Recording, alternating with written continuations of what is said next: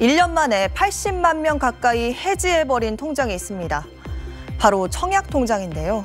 보통 새 집을 시세보다 싸게 살 수 있어서 그동안 인기가 높았는데 분위기가 좀 바뀐 겁니다. 분양가가 뛰어도 너무 많이 뛰었던 게 가장 큰 이유로 꼽히는데요.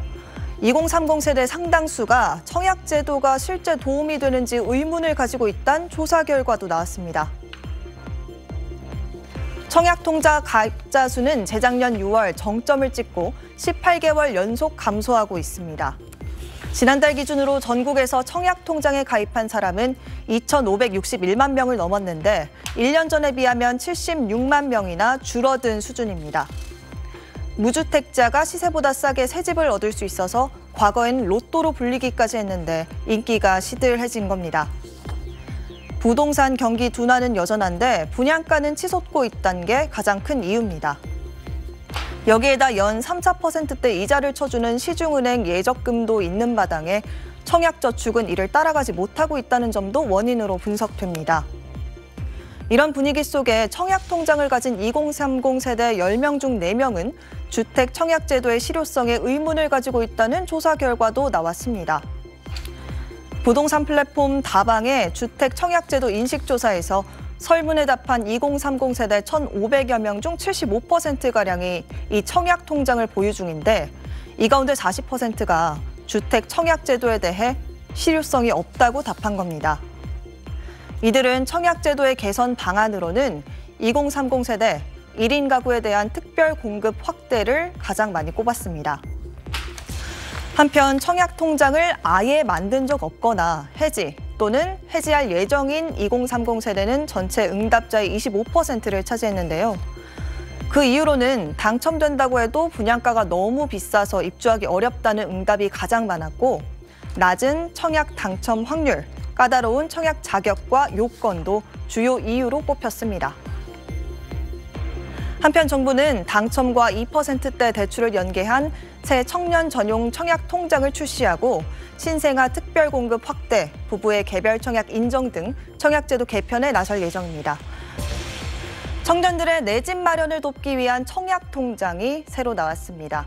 이 분양가가 워낙 무섭게 치솟다 보니 큰 돈을 구하기 어려운 청년층 사이에 이 청약 무용론이 확산하자 정부가 나선 건데요. 전반적으로 살펴보면 기존에 있던 청년 청약 통장보다 이 가입 조건은 좀 완화됐고 이자율은 올랐습니다. 그런데 서울 쪽 주택 청약 노리는 분들은 좀 살펴봐야 할 부분도 있는데요. 일단 집이 없고 연소득이 5천만 원 이하인 19세에서 34세의 청년이라면 누구든지 가입할 수 있습니다.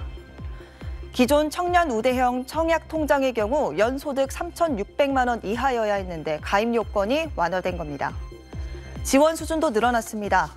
이 통장엔 달마다 100만 원까지 넣을 수 있고 최고 연 4.5%의 이자를 쳐줍니다. 또 납입 금액 40%까지 소득 공제가 가능하고 이자 소득 중 500만 원까지 비과세 혜택도 줍니다. 또 이 통장을 1년 이상 가지고 있으면서 1,000만 원 이상 부었다면 청약 당첨 시 분양가의 80%까지 2%대 금리로 최대 40년 만기의 대출을 받을 수 있는데요. 하지만 현실적으로 서울권에서는 무용지물이란 비판도 나옵니다. 이 대출 대상에 분양가 6억 원 이하, 전용 면적 85제곱미터 이하라는 이 까다로운 조건이 붙어 있기 때문입니다. 금리가 4.5% 정도 되기 때문에 지금 앞으로는 금리가 다소 인하된다라는 전망이 우세하기 때문에 가능한 많은 금액을 납부하는 것이 사실상 유리해 보이고요. 서울에 있는 주택들을 분양받기에는 굉장히 제한적인 부분이 있고요. 현실적으로는 3기 신도시나 아니면 사전 분양을 하는 그런 공공주택 위주의 단지의 청약이 좀 가능한 금액대 수준이라서 이 부분은 조금 아쉬운 부분인 것 같습니다. 한편 올해도 청약통장 해지 행렬이 여전히 이어졌습니다. 지난해 100만 명 가깝게 이 청약통장을 없앤 데 이어서 지난달에도 벌써 5만 명이나 해지한 건데요. 이 과연 새 청약통장으로 청년들의 마음을 움직일 수 있을지 관심입니다.